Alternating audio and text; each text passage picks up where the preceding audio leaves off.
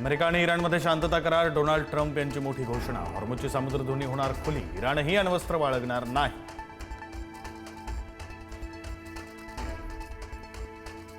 America Iran शांतता करारामुळे कच्च्या तेलाचे दर घसरले. शांतता करारानंतर ग्राहकांना मोठा दिलासा. कच्च्या तेलाच्या किमतीत 4% अधिक घसरण.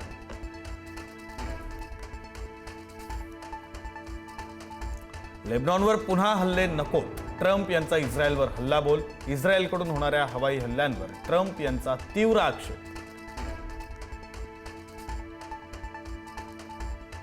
ठाकरेंचे खासदार शिंदेंच्या खासदारांना भेटले. संजय देशमुखांनी घेतली प्रतापराव जाधवांची भेट. दिल्लीमध्ये प्रतापराव जाधवांच्या निवासस्थानी घेतली भेट. मात्र खासदारांच्या बैठकीला देशमुख ऑनलाईन होते उपस्थित.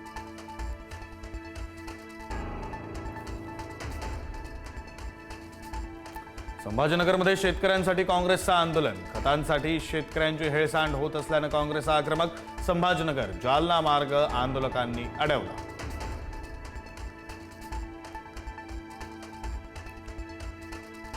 बुलढाण्यामध्ये शेतकरी नेते रविकांत तुपकरांचं अन्नत्याग आंदोलन. सरसकट कर्जमाफीसाठी तुपकरांनी सोडलं अन्नपाणी. पीक विमा, अवकाळीनं झालेल्या नुकसानीच्या भरपाईची मागणी.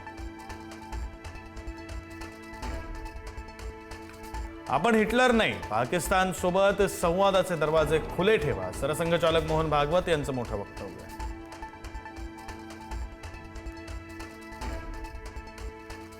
रोहित पवारांचं अन्नत्याग आंदोलन तात्पुरतं स्थगित. गिरीश महाजनांच्या भेटीनंतर रोहित पवारांचं आंदोलन मागे. पावसाळी अधिवेशनाआधी चर्चेसाठी महाजनांचं आश्वासन.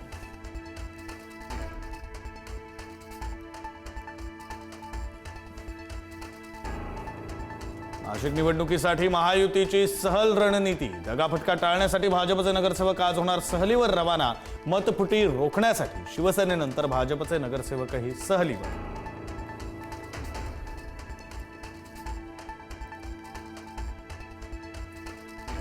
ठाकरेंच्या शिवसेनेच्या वतीनं उद्या राज्यभरामध्ये आंदोलन. सरकारनं कर्जमाफी नको तर कर्जमुक्ती करावी अशी मागणी. जिल्हाधिकारी कार्यालयांवर उद्या होणार आंदोलन.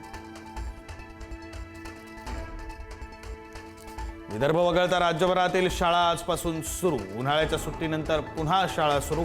विद्यार्थ्यांचं गुलाब पुष्प देऊन शाळेत स्वागत.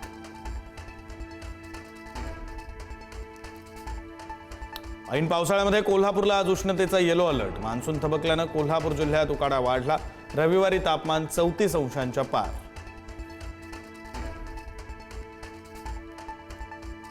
पाऊस न आल्यास राज्यातील पाणी टंचाई अधिक तीव्र होणार. राज्यातील प्रकल्पांमध्ये केवळ 24% जलसाठा शिल्लक. पाऊस लांबल्यानं 3,500 गावांना टँकरनं पाणी पुरवठा सुरू.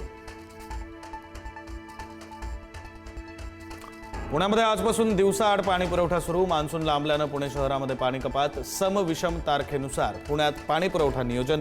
पाणी टंचाईमध्ये अडवणूक करणाऱ्या टँकर चालकांना कारवाईचा इशारा.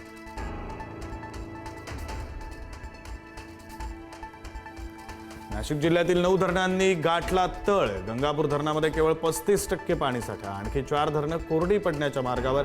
15 जुलैपर्यंत पाणी पुरवण्याचं प्रशासनासमोर आव्हान.